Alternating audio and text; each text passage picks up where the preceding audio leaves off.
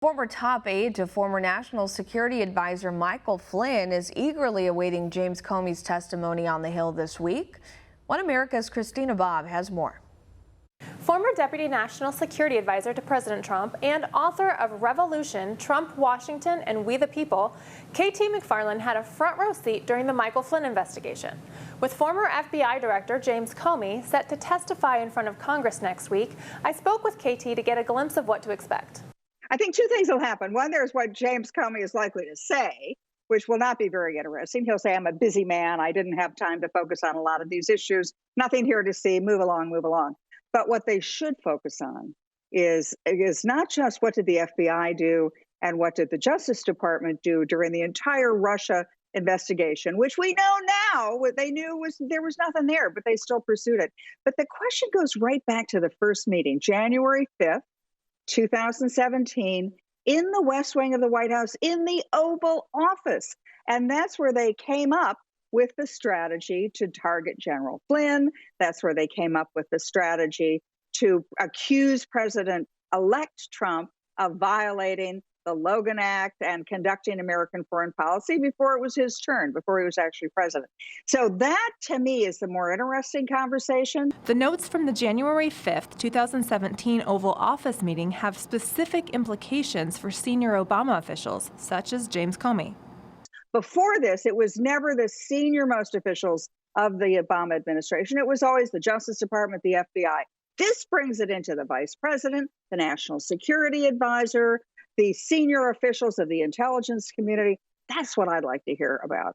James Comey and Sally Yates have stuck to the story that they didn't know the evidence they approved wasn't true. But how reasonable is it to believe that they didn't know? So I'm not buying this any more than I'm buying the fact that in the Mueller investigation, the 31 cell phones of the senior-most officials, mysteriously and magically, all their data was wiped clean.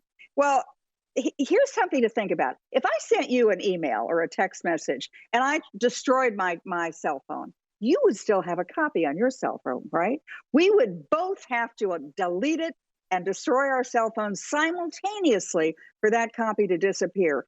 And in addition to that, we would have had to make sure that the server, the cloud, or wherever the data is stored, that would have to be destroyed too. So I'm not buying that this is a coincidence. I think it was a deliberate sense from the very beginning, perhaps, but certainly by the end, that they didn't want any record of what they were doing. After 4 years, can the American people trust that the Department of Justice will actually hold their own accountable? I think a really telling thing happened last week when the Attorney General went after his own department. Now, that never happens. A cabinet officer, the sort of unwritten rule is you never criticize your own people. He felt so frustrated that he said that the people and the lawyers in the Justice Department, the permanent bureaucrats, the guys you can't fire, the guys who continue on no matter who the president is, that they were going off, they'd gone rogue. They were doing whatever they wanted to do. And to me, that's an indication of the Attorney General saying, I know that there was spying. I know that there was wrongdoing. I know people covered up wrongdoing. And yet his own department is seeming to drag their heels. I mean, they're throwing sand in the gears, a little bit of smoke, a little bit of delay. And frankly, if we don't have this before the election and Biden wins, I don't think he will, but if Biden wins, you will never see the results of this. Americans eagerly await to see if those in the Department of Justice and FBI will be held accountable. I'm Christina Bobb for One America News, Washington.